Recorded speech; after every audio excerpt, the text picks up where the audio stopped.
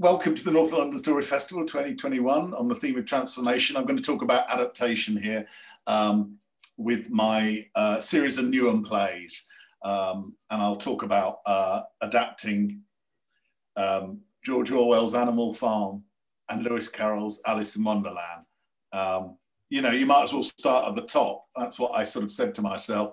How on earth do you adapt two canonical classic pieces of literature that are perfect in every way? Yeah, that's quite a challenge. And I look back on it and I still think, I don't know quite how I achieved it, or even if I did achieve it. But I'm going to just talk about the different approaches I had towards these adaptations. I think Alex was asking me if you do want to have a question, that's fine. I'm sure we've got some time for that. But I think if you put it in the chat to Jodie, that would be really, really helpful. And Jodie's just waved her hand there, so thank you. I'm hoping this works, this PowerPoint, because there's a couple of YouTube links and so on. But so, you know, apologies if there's technical hitches or glitches or whatever it's called, but hopefully it will go fairly straightforwardly. I'm going to try and put this on. Okay, first of all, are we all seeing this, the first slide? That's great. Okay, thank you very much. Okay. So I'm going to just, you'll see what I've written, because a lot of this is extracts from my PhD, which I've just submitted. I'm really, really, really excited and pleased about that, and I'll have the Viva very soon. But this is a PhD by Public Works. So, you know, some of you may well be interested in this after you graduate, possibly. I didn't even know it existed. So I don't come from an academic background, but I've spent 20 years playwriting, and now obviously I'm an academic, and I thought you could only do a PhD, a traditional one. You can do a PhD by Public Works, which means if you've produced a body of work that the university thinks, yeah, is credible, is convincing, and contribute to new and original knowledge, then you get the chance to do, you know, to become a doctor or doctorate, get a doctorate on your own practice. So most of this is from the PhD. So without further ado, let's have it, if I can just take that off screen. Yeah, so I don't know what I've got here. I'm almost talking about me in the third person. Playwright and narrative lecturer James Kenworth talks about his acclaimed adaptations, blah, blah, blah. I'm basically arguing that these two plays that I wrote, the adaptation of Alice in Wonderland and Animal Farm, not really straightforward stage adaptations of literary classics, but radical reimaginings. I love the word reimagining of the original source material. And I would argue, obviously, new plays in their own right. And you could argue, or I certainly argue, if you're taking on a classic of literature, you know, that not just is a UK classic of literature, but I would argue Animal Farm and Alice in Wonderland is globally, you know, known for its unique narrative. So I would argue, taking on, or beginning at the top, you might as well try, and this sounds blasphemous almost, you might as well try and topple George Orwell and Lewis Carroll. And even if you fail, which you inevitably will, you could go down in some sort of burning glory. In other words, I just don't see the point, and this is my subjective, obviously personal view. I just don't see the point of adapting something and not doing anything with it. What's the point? So you're doing a replica. I really don't. So I'm going to go on to just talk about the notion of literary adaptation as similar to be a DJ remix or re-edit, appropriating and changing other materials to create something new. Okay, let's hopefully that'll go on to the next one. Yeah, so what are the Newham plays? Obviously written by myself. They're set in Newham, East London, and they're a series of localist-focused plays rooted in Newham's history, culture, and people. And I, again, apologies to the rest of London, south, north, and west, that are wonderful, that are brilliant. But I have got, I have got a bias for East London's history. Because it's absolute. Of course, all London has got enormous, wonderful history. But this is where I've lived, in Newham, which is close to Stratford, East London, for the last 30 years. Now, these Newham plays feature a mixed economy, we've called it that, of young people from the area and professional actors. It's originated what I call a pro-localist approach to cultural engagement, with which the Newham plays are partnered, supported by local funders, partners and stakeholders. It's given 250 young people from diverse backgrounds the opportunity to engage in the arts and develop cultural provision in the area, particularly playing a role in addressing historically low levels of cultural engagement in the borough. I hope I'm not going to say anything too controversial here, or if an Arts Council officer is somehow in this, talk or seminar or whatever, I very much doubt it. So I hope, they won't, if they are there, or they won't mind me saying that the Arts Council, the funding for the arts in England, it calls places like Newham a cold spot for the arts. And what a euphemism that is, a cold spot. In other words, there's not much going on, in terms of arts engagement, arts participation. Yeah, that's probably because, not enough money is pumped into, to the arts in Newham, but we could have that discussion a little later there. Participation in the plays, and we do workshops, in the schools that partner with us, has developed the skills of young people involved, built confidence and boosted self-belief. Additionally, the activity has benefited local organisations, raising awareness of key sites, venues in Newham and the work of local charities. So the Newham plays, it's a quartet, but I'm just going to be discussing the two adaptations. They've all taken place in unique sites in Newham. So hopefully, to whet your appetite, I'll start with Animal Farm, retitled Revolution Farm. And I think possibly a first, I don't know, I don't want to sound self-aggrandizing or arrogant in any way whatsoever, but I can't quite believe, was I the first person, or were we the first person to think, okay, we're going to do a modern urban adaptation of Animal Farm. And there happens to be an inner city farm in Beckton, where I live. So we put it on a farm. We actually performed it on an inner city farm, and I'll talk more about that. And with Alice in Wonderland, that was retitled Alice in Canning Town, as you might suspect from the title, that was performed in Canning Town in an inclusive adventure playground. So it's site specific. A lot of the work I do is site specific. Let's just go on here. This is I think this is a really interesting description of adaptation. Linda Hutchins, she's written a wonderful scholarly text called A Theory of Adaptation that I think provides a great description of adaptation that certainly was familiar to me when I was adapting the Orwell and Lewis Carroll. She argues that adaptation should offer repetition, but without replication, bringing together the comfort of ritual and recognition with the delight of surprise and novelty. So I really like that, repetition, but without replication, because, and please do, if you do want to, perhaps at the end of this, we have a discussion, please do challenge me on this, but I just don't see the point of repetition, or replication, just for its own sake, because I don't know what there is to be gained. Yes, you could argue, well, do a straightforward adaptation for theatre of Animal Farm because it'll be different to the film, true? But I just think, certainly for me, and I can only talk about my artistic practice, it was much more stimulating, challenging, and very nerve-wracking to say, okay, well, Animal Farm is about this. I'm going to take it and make it my own version. Yeah, so repetition without replication, that's something I see very, very similar to remixing and re-editing in music, particularly dance records. So remix and re-edits, I'm sure you know, most commonly associated with the DJ producer.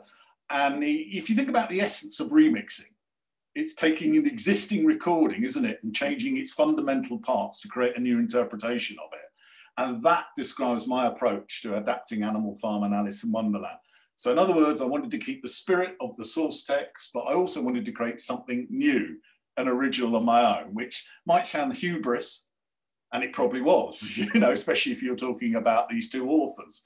And as I say, canonical sets of classic literature. But that was the interest in it for me. Yes, I mean, this is quite just interesting here, I hope. I think the most successful remixes are generally considered something to add something new and interesting to the original. We've all heard cover versions that do nothing, okay? And I'm sure we could have a discussion about that. So you wonder why, I certainly wondered why on earth did they even bother, you know, to do a cover version when it sounds exactly the same? You know, I have to say, slightly digress here, but I do think if you're talking about cover versions and maybe remixes, you know, there's certain songs you don't go anywhere near. You know, but of course that's very, very subjective, personal. My favorite music artist of all time is Marvin Gaye. I cannot see the point of anyone re-recording what's going on. I cannot see it. No, unless of course you're going to do something a bit radical with it, because Marvin Gaye did it so, you know, definitively.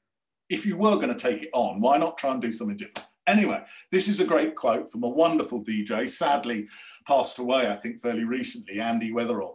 And he said, there's no point making a remix if it isn't going to give the listeners in the club, in the car, or at home something new, something different. I absolutely agree. Leave it. Just don't bother. You know, if you're not going to give, you know, the listeners something new. He's responsible for one of the most iconic and influential remixes of all time, Primal Scream's Loaded. If you're, you know, well, I'm dating myself here. If you're a certain age, i.e. my age, you'll remember hearing Loaded for the first time, this combination of indie and dance that we take for granted now, but 30 years ago, unbelievable remix. I don't think anyone could quite believe it, how they'd taken the original Primal Scream song and made it into Loaded. But it's interesting here, Andy Weatherall, you know, has talked about stressing the need for a dual approach to the art of the remix. So if we substitute remix, just do it again and go stress the need for a dual approach to the art of literary adaptation. It's the same thing. You should put your own identity on it, but also capture the spirit of the song. And I really like that quote. Okay, let's hope this works. I'm just going to show, or rather we're going to hear, if YouTube lets me, we're going to hear some remixes. Now the first one, oh, I don't want that. Let's see if this works.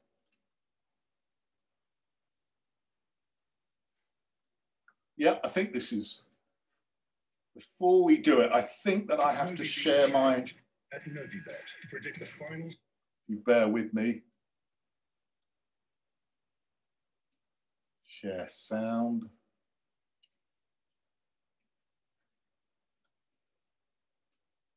Yeah, have a listen to this. It's a big hit. Okay, so hopefully we've got an idea, a feel for that, you know, that song.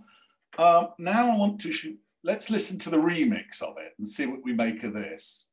Again, I'm going to share this. So here comes the remix by a very well-known house DJ producer, Arman.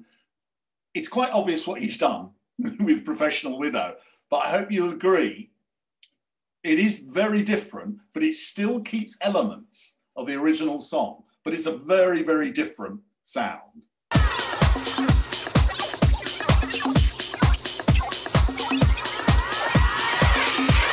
Okay, so I'd love to play the whole thing, but I'm just conscious of time. So hopefully we get the idea there. Again, I'm sure if you're thinking and you're right, well, it does depend on your personal, you know, your taste, obviously. But, you know, I really think that's very interesting, you know, taking the original song, which was, I don't know, I'm not an expert in genres, but was clearly the first, you know, the original was a fairly standard, you know, take on it. And obviously the second one, you know, yes, it was clearly made for the dance floor, but it did keep certain elements that were still there, that were in the original. I just want to try another one, actually, see what you make of this. So what I'm going to play now is, again, I'm dating myself here, but these are seminal songs. They're seminal tunes. New Order, Blue Monday. Yes, Jodie's, I'm glad I'm getting good reaction here. Seminal sound. It truly is the time when indie bands met the dance floor. I think it's the biggest selling 12-inch of all time. It's absolutely extraordinary. But you're going to hear afterwards, you're going to hear a version. I couldn't quite believe, because I thought, is it Blue Monday? What have they done with it? But first of all, let's just remind ourselves of the greatness of the original.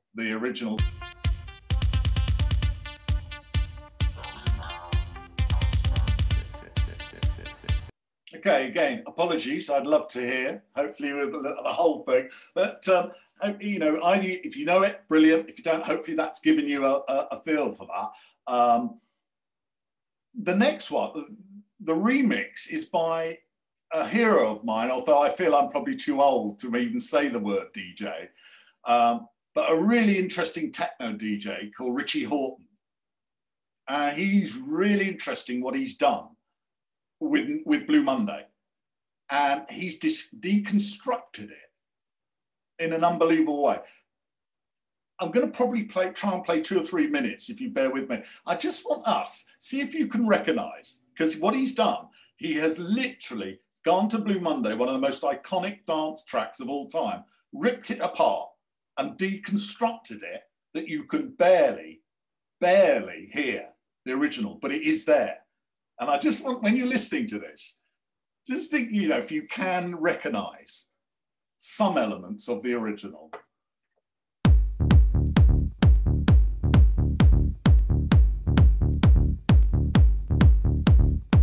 Okay,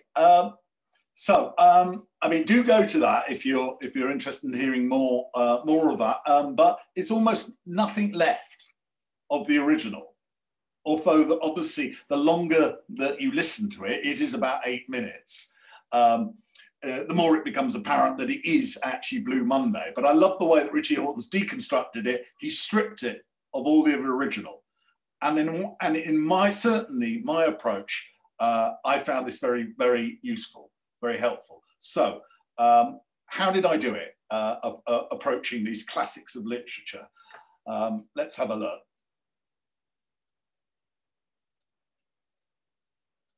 Hopefully we can see that.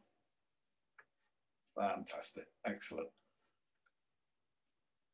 So yeah, it's a dangerous thing, confidence of ignorance, and it's a brilliant thing. And, you've got to be kind of wary of it, but this was essentially my approach. So despite, or perhaps because of it, this being my first stage adaptation, before I'd been writing new plays, not adaptation, I made a conscious decision at the outset to employ the tabula rasa approach. In other words, a blank slate when adapting Animal Farm, because, how on earth could you better it? You can't. I wanted to treat the source text fresh or newly minted, as if I was reading it for the first time. Therefore, I didn't see any of the other adaptations, including the National Theatre's hugely acclaimed dramatisation in 1984. This is the way I was thinking. The less I knew about other versions, the more radical daring I might be with my own. And this is a wonderful quote from Orson Welles: "Ignorance, sheer ignorance. There's no confidence to equal it. It's only when you know something about a profession that you are timid or careful." And you can work both ways, that, or there's two sides of the coin here. The confidence of ignorance certainly, and we'll see this in a couple of slides, worked for me. But obviously you may be thinking, and you're right, yeah, but if you're using confident ignorance approach, how do you know what you're doing is something different? You don't. So it is quite a risk to take. But it certainly worked for me. Big Brother is watching you. So at the beginning of adapting Animal Farm, I'm far too nervous of George Orwell for obvious reasons, and kept feeling his presence, every time I tried to change even just one word. So I made up my mind, and this is going back to the remixing, going back to confidence ignorant. George Orwell, in the most respectful, politest way, had to leave the room. The truth is, I only read Animal Farm once, and even then I only skim read it. Okay, which I know to Orwell purists might sound sacrilegious, but I just thought, if I keep reading it, the more I know about this story, the more I know about Orwell, the more I'll just copy him. Now, this is, I think, quite an interesting quote. Writing about her, so this is a writer who's done an acclaimed adaptation here, or rather a prequel to Rudyard Kipling's famous Jungle Book, Into the Jungle. And she's talking about the struggle to retain the, the amazingness of the original, but reimagined Kipling for a new generation. Catherine Rundle recounts this, I think it's fabulous story about the Disney animated version of the Jungle Book. So Walt Disney famously gave one of his screenwriters a copy of the book saying, the first thing I want you to do is not read it. And I like that. I thought Disney's advice made sense. Don't read Animal Farm, it'll only make you give up. Because it's Orwell, it's Animal Farm, as we say, classic of literature. Now, this, again, to Orwell purists, this might sound absolutely appalling, but it worked for me. So I ditched the novel, and those you know it's not really a novel, it's a novella, it's very short. But even so, I ditched it, and I relied instead on a cartoon at the back of a popular educational book, GCSE English Animal Farm Text Guide. Essentially, it's a comic strip of the book, complete with speech bubbles. And as I say, if that sounds glib or a terrible thing to do to Orwell, I just, I had one reading of Animal Farm, I'd lose confidence and just end up mimicking Orwell, which I didn't want to do. Now, Penguin Modern Classics, Animal Farm, describes the story as Orwell's simple, tragic fable telling what happens when the animals drive out Mr. Jones and attempt to run the farm themselves, has since become a world-famous classic. Now, that's exactly what happens in my version. So it still felt like an adaptation. It remained Animal Farm, even if the language and the dialogue and the setting and the environment and the theme was deployed in the play, was all modernized, updated. But to go on to my next adaptation, Alice in Canning Town, was like a play in its own right, a creative approach Sanders described as sustained appropriation. So it's slightly a different approach with Alice in Wonderland, because I think everyone who's read it or even just has some familiarity will know the question, what on earth is it all about? So the problem of understanding Alice was a problem for me. My experience of remixing Animal Farm, pretty straightforward thematically, because, the theme of Animal Farm, you can't miss it. It's the corruption of ideals, the corruption of revolution, of equality and dreams and fraternity. Alice in Wonderland, in contrast, has so many different interpretations that each generation invents its own meaning to suit the mood of the time. But there was a similarity to my approach to adapting Alice, which was analogous to Animal Farm, and the clues in the title of this slide, Waterstones to the Rescue. I was thinking back to Revolution Farm when I was trying to understand what Alice was about and how I was going to do it, make it my own. And going back to the blank slate and putting my own stamp on Orwell, reading Animal Farm and never opening it again, the less I knew about the original source, the more freedom, more space I might have. So again, sounds awful. I didn't read Alice, or I skim read it. And I say it sounds awful because, yes, you would expect, I think it's fair to say, if you were doing an adaptation, you'd read it several times, original source material. But as I said, my argument is, when I tried that with Animal Farm, I just kept copying Orwell. So I thought, no, long as I've got some idea of the plot, I can maybe sort of start to approach putting my own stamp on it. The equivalent of that GCSE English Animal Farm guide for Alice was this wonderful Ladybird Classics version of Alice in a local Waterstones bookshop. The story had been abridged. Obviously, it's retold for children with plenty of illustrations in it. And I know this sounds, this sounds savage to say this, but the result was brutal. There's almost nothing left of Lewis Carroll. And it's just what I was looking for. Because I don't want to copy Lewis Carroll, but I need to know something about the plot. So that worked very well. I put here call blimey, and this become apparent. Call blimey, British expression. I think it is used mainly in the East End to express surprise, excitement, or alarm. Now I'll connect this with this slide by saying I'd already made the decision to localise Alice by setting it against a background ever-changing East End. As I mentioned at the beginning, localism is central to my theatre writing practice. So the title came quickly, Alice in Canning Town.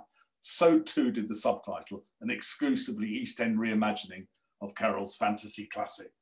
Now, if I'm not originally from East End, I know it very well, having moved to Newham in the early 90s and lived in the borough ever since. And I've always been really interested, I think I was saying in the beginning, East End's constant reinvention of itself, from surviving Hitler's Blitz to becoming a leading light in multicultural Britain, and the fact it had birthed several highly influential subcultures and trends in music and arts, including rave culture, drum and bass, jungle, Bollywood, grime. So quite a bit there. So I was thinking this is quite an interesting background. Now, in terms of the remix of Alice in Wonderland, because clearly I'm moving towards a multicultural localist version of Alice in Wonderland, as signified by the title, the new title, Alice in Canning Town. So I started to think, well, let's create East End equivalents of the famous characters in Alice in Wonderland, who'd reflect how the East End's changed, evolved over the last 34 years. Rabbit Rabbit, it's a Cockney, born within the sound of Bow Bells, basically took the place of the original White Rabbit. The caterpillar was updated to Ali Hansen, an ex-Bollywood movie star and shisha bar owner. This is a nod to the success of Indian, Pakistani and Bangladeshi culture in the East End, such as Brick Lane, Green Street and Boleyn, Cinema and Newham, all landmarks. The loved up, all-party mad Miss Hatter was a homage to rave culture and Hackney and Dalston, the latter home to legendary Dalston clubs like Labyrinth. And Pandora and Zebedee, their re-edits of Tweedledee and Tweedledum, reincarnated as a couple of pretentious, apologies to Shoreditch, achingly hip, cool Shoreditch hipsters, forever on the lookout for what's in and what's out. The diffident, melancholic Mock Turtle in the original metamorphosed into MC Turtle, a would-be but not very good grime MC, acknowledgement that East London was the birthplace of grime. Again, now moving, once I realised it was going to be multicultural and it was going to be an East End version, I did start thinking about the theme, because as I say, with Alice, in some ways, Alice in Wonderland, you really are free in many ways to put your own stamp on it, because it's just so difficult to pin down what it's about, what its fundamental theme is. I've got a quote here from the Criminal Justice and Public Order Act of 1994, which, would you believe it, it is obviously, it's quite a long time ago, 1994, but this bill, it was passed as law, outlawed raves, but is something more extraordinary about this. If you look at section 1B, obviously in the first, this is obviously, some of the wording from the law. It talks about applying to, where 100 or more persons gather and amplified music is played. The police can move it on or shut it down. But look at B, music, which is wholly or predominantly characterized by the emission of a succession of repetitive beats. What does that mean? It's obvious, it's dance music. Now, have you heard of anything more ironically Orwellian than a government actually targeting a certain genre of music, a certain kind of music? Because succession of repetitive beats is a euphemism for electronic or dance music. So I started thinking how I could incorporate that. And that made me think of the egalitarian, inclusive and non-elitist nature of the free party scene in London that I went to, or I was part of many years ago. No set entrance fee, just spare change tossed into a bucket, and how a derelict office building or warehouse became a home for all sorts of free-spirited party tribes. Ravers, crusties, punks, hippies, travellers, MCs, you name it. And it quickly became apparent to me that the open-mindedness and optimism of underground rave and sound system culture provided me with an interesting what-if scenario to work with. What if you were only allowed one sound system at a party, one type of music, one type of record? How would you choose?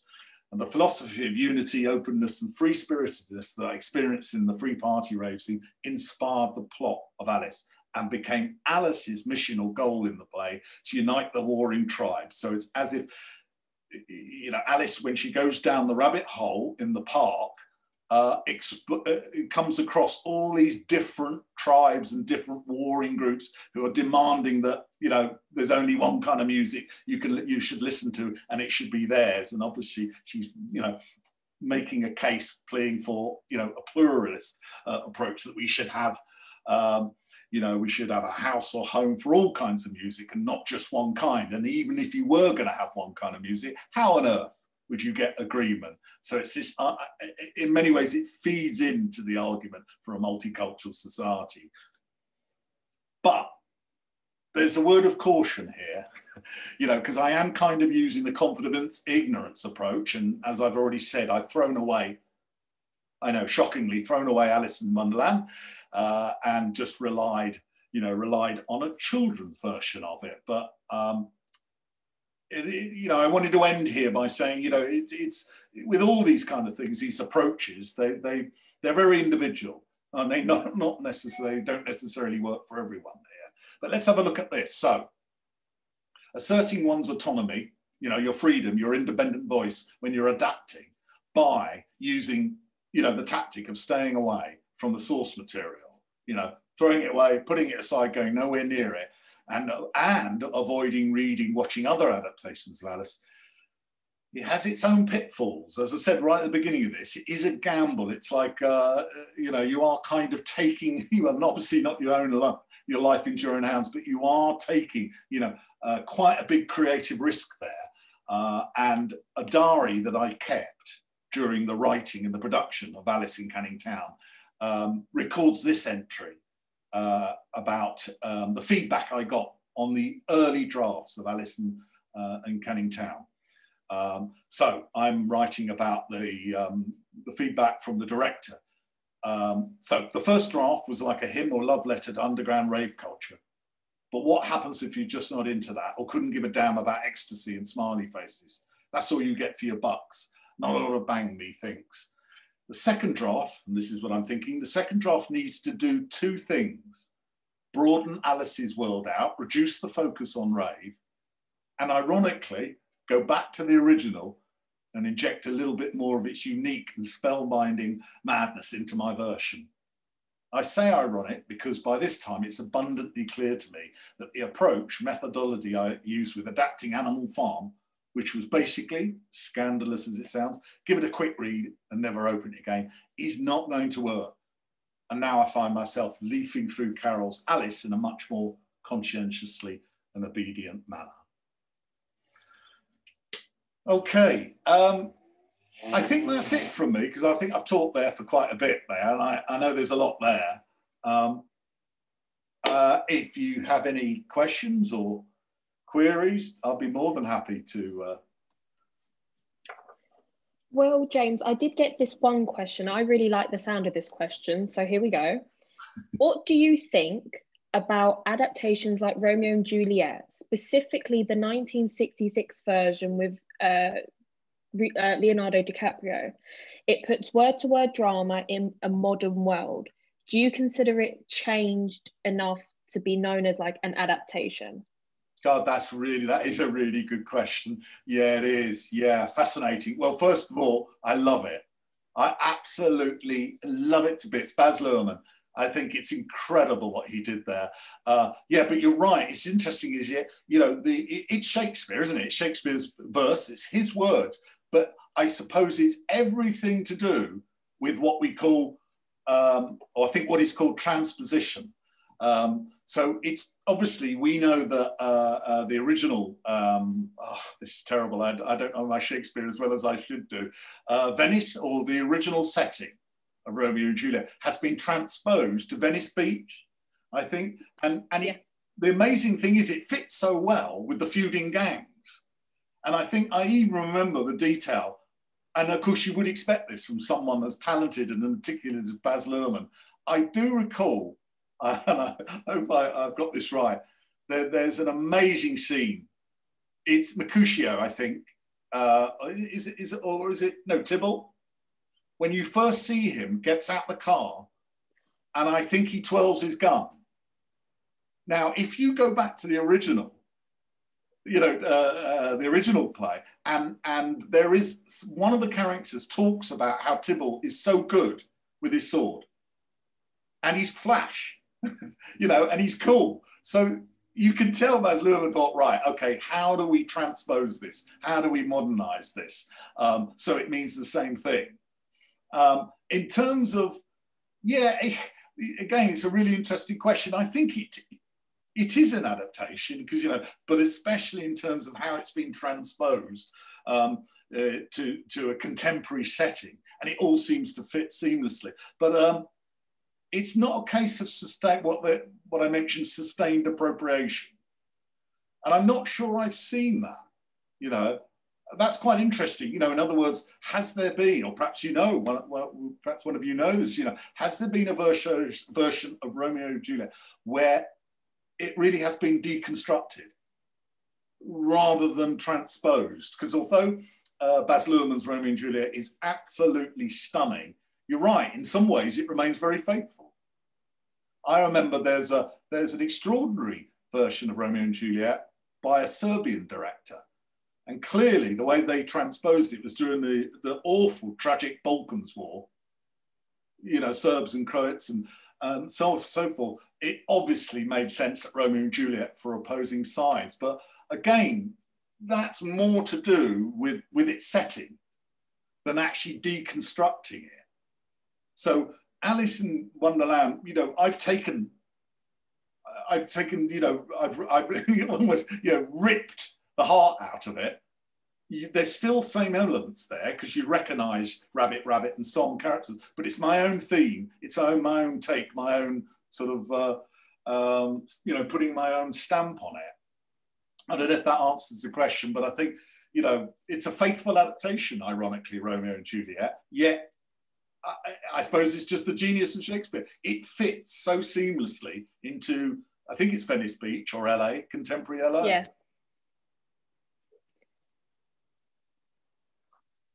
If we've got any other questions, we can hold on the line. If you just put them in the chat, but just direct the message to me, we can get them answered for you. But whilst we, all I was going to say quick, there's one slide I didn't do actually, and this is something if you can think about because obviously we haven't got time to do it really here. If you were going, if you've got some ideas at the top of your head, let's hear them. If I was to give you this and say, okay, choose one of this, choose one, Animal Farm or Alice in Wonderland, and I'm only giving you a really bare description of Animal Farm, and I'm only giving you a few themes, and the same with Alice in Wonderland. Although I love that quote, it's from Lewis Carroll. The heroine spends an hour underground and meets various birds, beasts, etc., and no fairies, endowed with speech. The whole thing is a dream, but I don't want it revealed to the end. And I'm giving you a few themes there, possible themes. Growing up, the grown-up world, dreams, nightmares, personal identity, life is absurd, puzzle. In what way do you think you could remix it? Now, I've thought of, just to sort of hopefully whet your appetite, this might be a bit predictable, but it's maybe a starting point. Possibly, Animal Farm could be redone in the age of COVID, because we're talking inequality here. We're talking about the consequences, of this pandemic on the poorest of society. That's one, perhaps one take you could put on it. Animal Farm. Again, if you just whittled it down, this is the saying about the confidence of ignorance. If you just whittled Animal Farm down to, the exploited and those who are doing the exploiting, rich and poor, I mean, that probably would give you, maybe some ideas of how you could deconstruct it and put it back together again, putting your own stamp on it. How about as a deconstruction for Animal Farm, having children governing themselves? Great idea, because we did have, what's the word, disconcerting about my version is not only was it on an inner city farm, so you had the backdrop of Canary Wharf, which is, if you know Canary Wharf, that is the centre of financial, ridiculously, wealth, and yet you have this poor area, Beckton, and an inner city farm, and the fact that the young people, the young actors, were from the area, and perhaps more crucially, our designer dressed them in hoodies, which I know unnerved the audience, because when they came to, the performance, then most people, to be honest, didn't know where Beckton was. And when they got off at the tube, they're really worried, thinking, well, this looks a bit, I don't like this. There's all kinds of young people walking around, and there's young people with hoodies. Have we come to see a show, or are we going to get mugged? So I really think the idea of children taking part, especially if you get it in, if you're lucky enough to get permission, which I did from George Orwell's estate, it's a kind of Lord of the Flies kind of idea, self-governing, can it be done?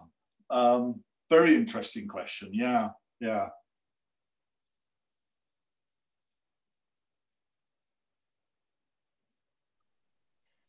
Can we ask, do you have anything in the works for another adaptation? Have you got ideas floating about? I don't. I'd love to, but I've got. I thought, well, in some ways, I felt I got away with it. I'm very flattered that the adaptation, Revolution Farm, was hailed in the Independent and in the press as a really, really, really amazing,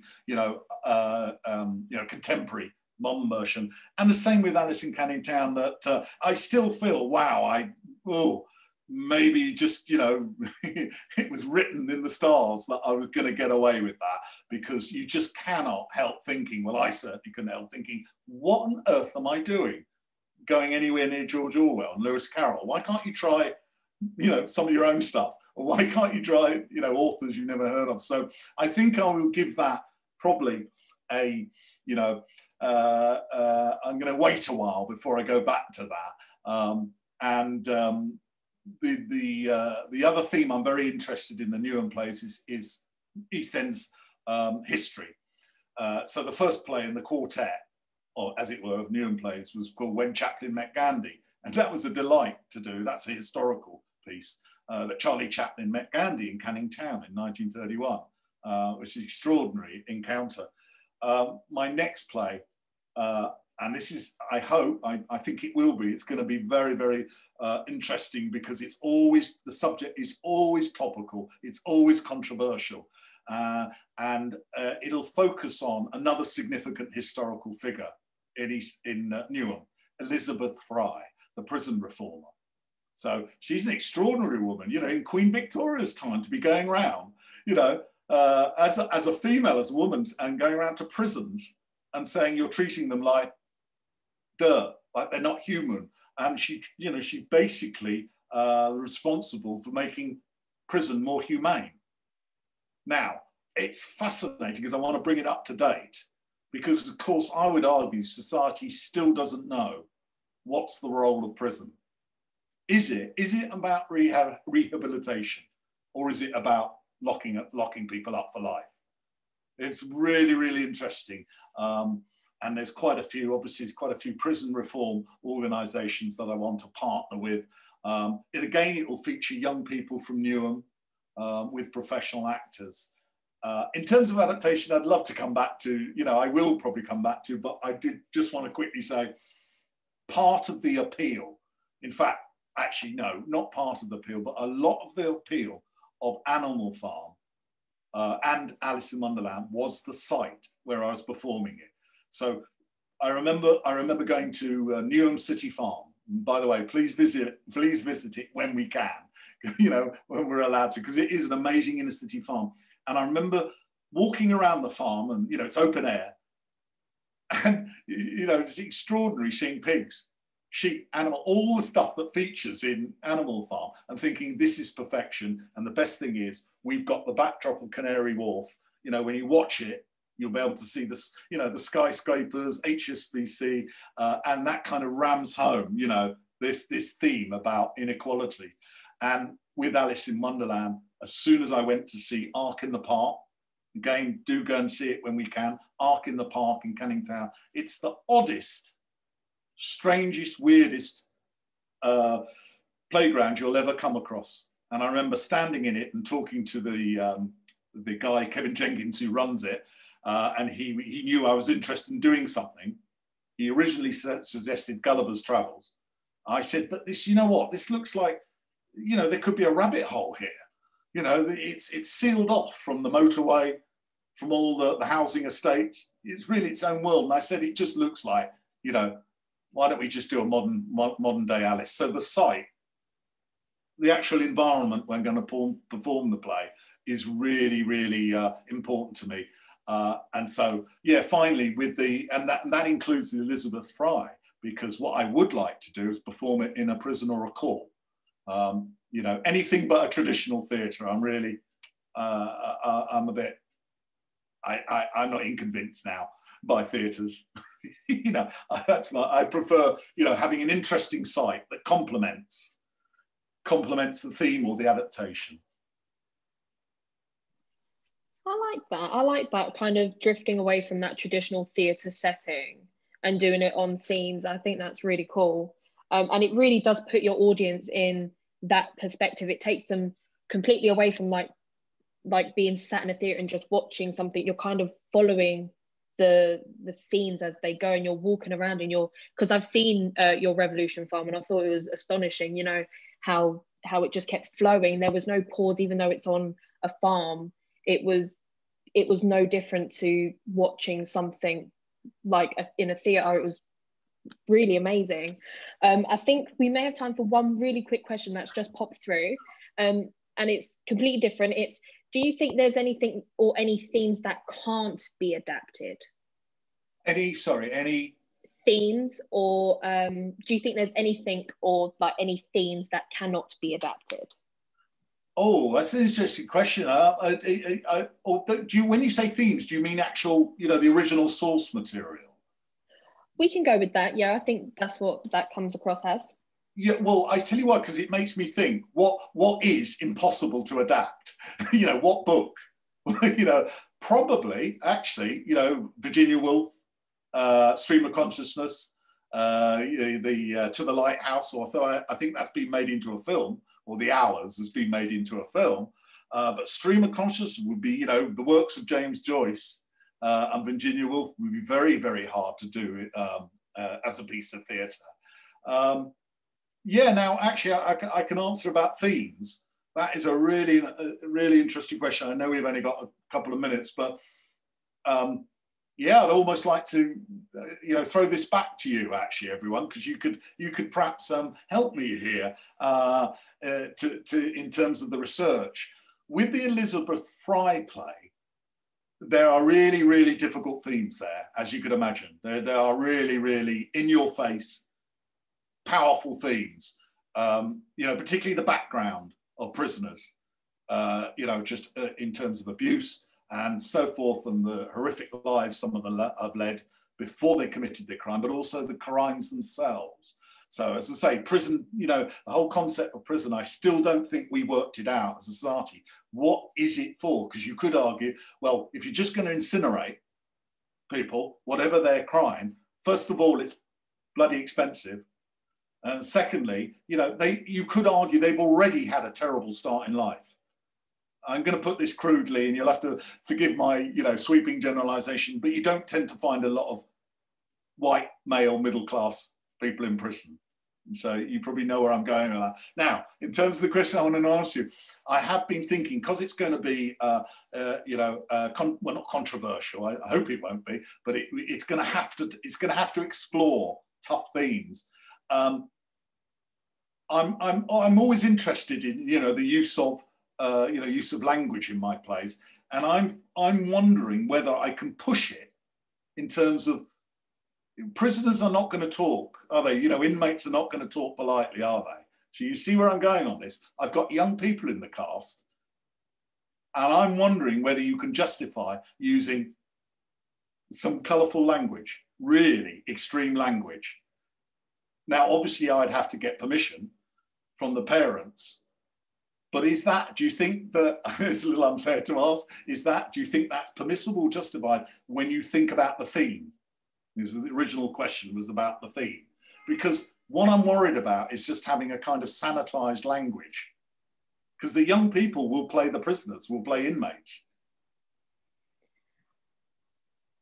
I think it's completely justifiable to have that colourful language because, you know, at the end of the day, it is set in a prison and you've got, you know, inmates that will use that kind of language. It's no secret that they don't use it.